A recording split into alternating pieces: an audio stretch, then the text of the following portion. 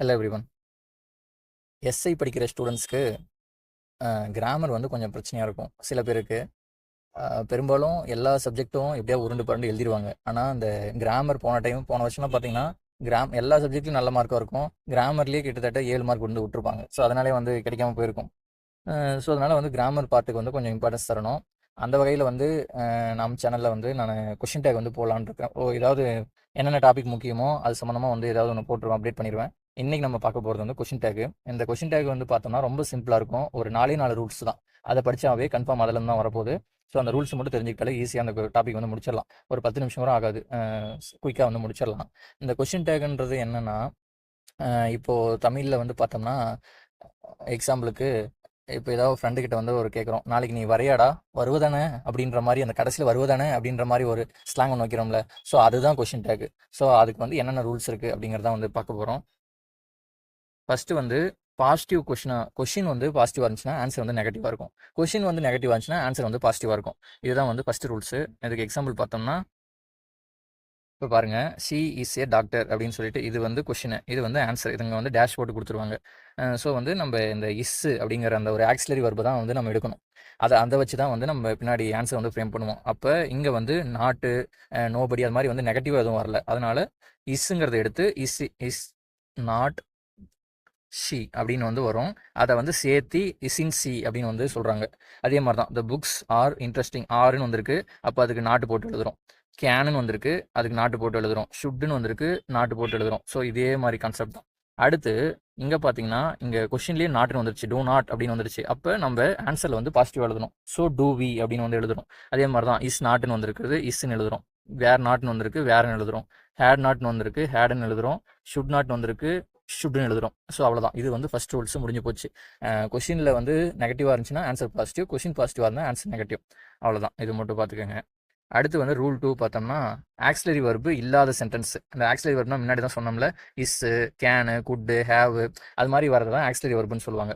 அது மாதிரி வராட்டி என்ன பண்ணுறது அப்படின்னு பார்த்தோம்னா, நம்ம அந்த வினைச்சொல் அந்த வெர்பு வச்சு தான் நம்ம வந்து பிரிக்கணும். இப்போது யூ ப்ளே த கிட்டார் அப்படின்னு சொல்லிட்டு சொல்கிறாங்க, நீங்கள் வந்து கிட்டார் வந்து ப்ளே பண்ணுற அப்படின்ட்டு. அப்போ அந்த ப்ளேங்கிறது தான் வந்து வினைச்சொல். அந்த ப்ளேங்கிறது வந்து ப்ரெசன்ட் டென்ஸில் இருக்குது. இதுவே பிளேடு அப்படின்னு வந்து வந்துருந்துச்சுன்னா அது வந்து பாஸ்ட் டென்ஸ். ஸோ பிளேன்னு வந்து இருக்கிறதுனால இது எப்படி பிரிக்கலாம்னா, டூ ப்ளஸ் ப்ளே அப்படின்னு வந்து பிரிக்கலாம். ஸோ அதுதான் டூ ஃபார்ம் வெர்பு அப்படின்னு வந்து சொல்லுவாங்க. ஸோ டூ ப்ளஸ் ப்ளேங்கிறத அந்த டூவை எடுத்து தான் நம்ம அந்த ஆன்சர் வந்து வைக்க போகிறோம். ஸோ டூ நாட் யூ, ஏன்னா வந்து இங்கே நெகட்டிவ் எதுவும் வரல, அதனால பாசிட்டிவாக தான் பாசிட்டிவாக வந்திருக்கு, அதனால நம்ம நெகட்டிவ் எழுதுறோம். ஸோ அதனால் டூ நாட் யூ. அதே வந்து தீபா லைக்ஸ் டென்னிஸ் அப்படின்னு சொல்லிட்டு லைக்ஸ்னு வந்து, அப்போ டஸ் ப்ளஸ் லைக்கு அப்படின்னு வந்து வரும். இந்த லைக்ஸ்னு வரதுனால எஸ் சேர்த்துக்கணும், டூன்னு வராது, டஸ்ன்னு வரும். ஸோ அதுதான் நம்ம டஸ்இன் சி அப்படின்னு வந்து எழுதுறோம். இங்கே பாருங்கள், இங்கே கேமுன்னு வந்திருக்கு. கம்முக்கு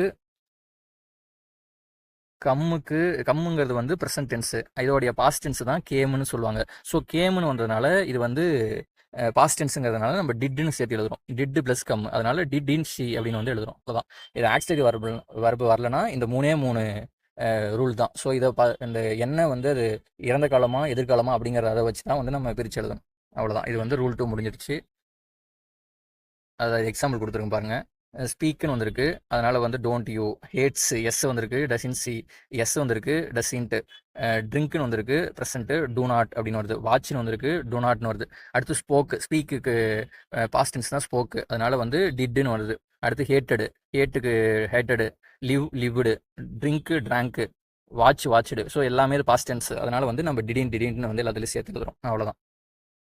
அடுத்து வந்து 3வது ரூல்ஸு. இப்போ பார்த்தீங்கன்னா, கொஷினில் நம்மளுக்கு பாசிட்டிவ்னு வந்தால் ஆன்சர் நம்மளுக்கு நெகட்டிவ்னு தெரியும். இப்போ கொஷினில் சில நெகட்டிவ் வேர்ட்ஸ் வந்து நாட்டு வராமல் வந்து வரும். எப்படின்னா, பேர்லி, ஹார்ட்லி, ரேர்லி, ஸ்கேர்லி, இது மாதிரி சொல்லிட்டு கிட்டத்தட்ட ஒரு 10 வார்த்தை வந்து இருக்குது. இதை வந்து மனப்பாடம் பண்ணிக்கோங்க.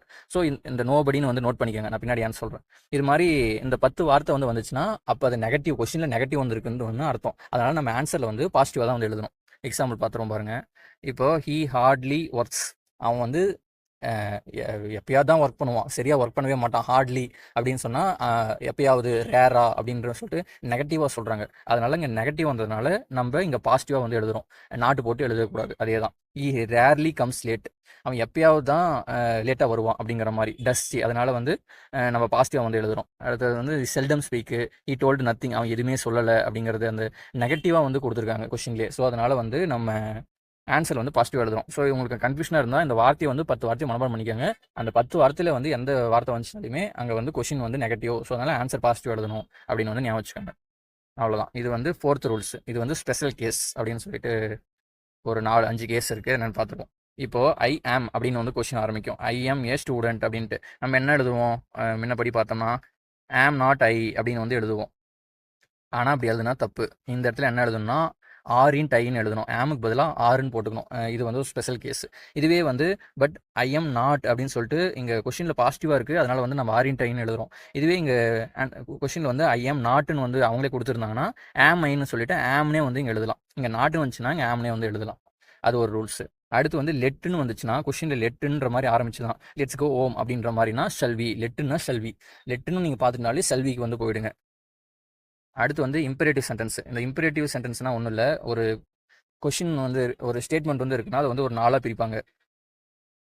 Statement, interrogative, imperative, exclamatory. So இதெல்லாம் என்னன்ட்டு நான் பின்னாடி வந்து சொல்கிறேன். இப்போதைக்கு வந்து இந்த இம்பரேட்டிவ் அப்படிங்கிறது வந்து என்னென்னா கொஷினுக்கு முன்னாடி வந்து வெர்பு இருக்கும். இப்போ வந்து ஐ வில் கம் டுமாரோ அப்படின்னு சொல்லிட்டு ஒரு சென்டென்ஸ் வந்து வருதுன்னு வச்சுக்கோங்களேன். இதில் பாருங்களேன், ஃபஸ்ட்டு வந்து சப்ஜெக்ட், அடுத்து வந்து வெர்பு அப்படிங்கிற மாதிரி வந்து போகுது. ஆனால் இங்கே பார்த்தீங்கன்னா ரீட் த புக், புக்கை படி அப்படின்னு சொல்லிட்டு கொஷினோடைய ஸ்டார்டிங் ஆரம்பிக்கும் போதே ஒரு வெர்பு வச்சு ஆரம்பிப்பாங்க. அதுதான் வந்து இம்பரேட்டிவ் சென்டென்ஸ்னு சொல்லுவாங்க. ஸோ அப்படி வந்து வந்துச்சுன்னா நீங்கள் கண்ணை மூடிட்டு வில் யூ அப்படின்னு வந்து போட்டுருங்க. ஒன்று வில் யூ வரும், பெரும்பாலும் வில் யூ வரும். இங்கே வந்து நாட்டு அது மாதிரி வந்து கொடுத்துருந்தாங்கன்னா சாரி, பெரும்பாலும் வில்யூ தான் வரும். ஒரு சில கேஸ் தான் வந்து ஓன்ட் யூ வரும். ஓன்ட் யூ வந்து நம்ம புக்கில் எக்ஸாம்பிள்ஸ் இல்லை. நீங்கள் அதாவது அது மாதிரி வந்து நீங்கள் பார்த்தீங்கன்னாவே அந்த இம்பரேட்டிவ் சென்டென்ஸை பார்த்தீங்கன்னாவே நீங்கள் வந்து வில்யூ போயிடுங்க. அதே மாதிரி இங்கேயும் பாருங்கள், இது நெகட்டிவ் இம்பரேட்டிவ் வந்தும் வில்யூ. ஸோ வந்து அந்த இம்பரேட்டிவ் சென்டென்ஸ்னாவே வில்யூ. முன்ன எப்படி லெட்டுனா செல்வியோ, இம்பரேட்டிவ் சென்டென்ஸில் வில்யூ. அடுத்து வந்து இந்த எவரி ஒன் எவரிபடி அப்படின்னு சொல்லிட்டு கலெக்டிவாக சொல்கிறது. எவரி ஒன்னா எல்லாரும் பாருங்க, எல்லாரும், அதுக்கப்புறம் சம்படி சில பேர் அப்படின்னு சொல்லிட்டு ஒருத்தனா சொல்லாமல் ஒரு பொதுவாக எல்லாரையும் சேர்த்து சொல்கிறாங்கல்ல, அதனால வந்து ப்ளூரல் வெர்பு, இது எல்லாத்தையும் ப்ளூரல் வெர்புன்னு சொல்லுவாங்க. ஸோ ப்ளூரல் வெர்பு வந்துச்சுனாவே ஆரின்ட் தே அப்படின்னு சொல்லிட்டு வரும். இப்போ இங்கே இஸ்ன்னு தான் வந்திருக்கு, ஆனால் நம்ம வந்து என்ன எழுதுவோம், இஸ் நாட் தே அப்படிங்கிற மாதிரி தான் எழுதுவோம். ஆனால் அது தப்பு, அப்படி எழுதக்கூடாது. ஏன்னா வந்து எவரி ஒன் எல்லாரும் அப்படின்னு சொல்லிட்டு சேர்ந்து சொல்கிறதுனால ஆரின்ட் அப்படின்னு வந்து போடுறோம். அடுத்து வந்து இது பேசிக் தான், தீஸ் தட் தோஸ் அப்படின்னு சொல்லிட்டு இது மாதிரிலாம் வந்துச்சுன்னா இதுக்கும் அதே தான். இங்கே வந்து நம்ம இசின்ட் இட் அப்படின்னு எழுதிடலாம். இசின்ட் இட்னு ஒன்று வரும், இல்லாட்டி ஆரிண்ட் தேன்னு எழுதும். இதுவே திஸ்ன்னு வந்துச்சுன்னா திஸ் ஆர்டிக்கல் அப்படின்னு சொல்லிட்டு ஒரு சிங்குலராக சொல்கிறாங்கல்ல, அதனால isn't it. These article, those ஆர்டிக்கல்னு சொல்லிட்டு நிறைய சொன்னாங்கன்னா ஆரிண்ட் தேன்னு வரும். அதே மாதிரி தான் தேர் இஸ் அப்படின்னு சொல்லிட்டு ஒரு சிங்குலராக சொல்கிறதுனால வந்து அங்கே இசின்ட் ஹியர் அப்படின்ற மாதிரி வருது. அதுவே வந்து தேர் ஆர் அப்படின்னு சொன்னாங்கன்னா அங்கே வந்து ஆரிண்ட் தேர்ன்ற மாதிரி வரும். ஸோ அவ்வளோதாங்க. ஸோ இந்த ஒரு 5 ரூல் 4ல் வந்து ஒரு 5 ரூல்ஸ் இருக்குது. ஸோ இதை வந்து அது ஒரு 4, இது ஒரு மொத்தமாக 9 ரூல்ஸ். அதை மட்டும் தெரிஞ்சுக்கினாவே போதும், கொஷின் டேக்கில் கன்ஃபார்ம் ஒரு மார்க் வாங்கிடலாம். ஸோ போன வருஷம் 2 வருஷம் கொஷின் எப்படி கேட்டிருக்கான்னு பாருங்கள். இது வந்து 2022ஓட கொஷின். இதில் வந்து பார்த்தீங்கன்னா நோபடி கால்டு. முன்ன நான் சொன்னல, அந்த நோபடி நோட் பண்ணி வச்சுக்கோங்க, நான் பின்னாடி சொல்கிறேன்ட்டு.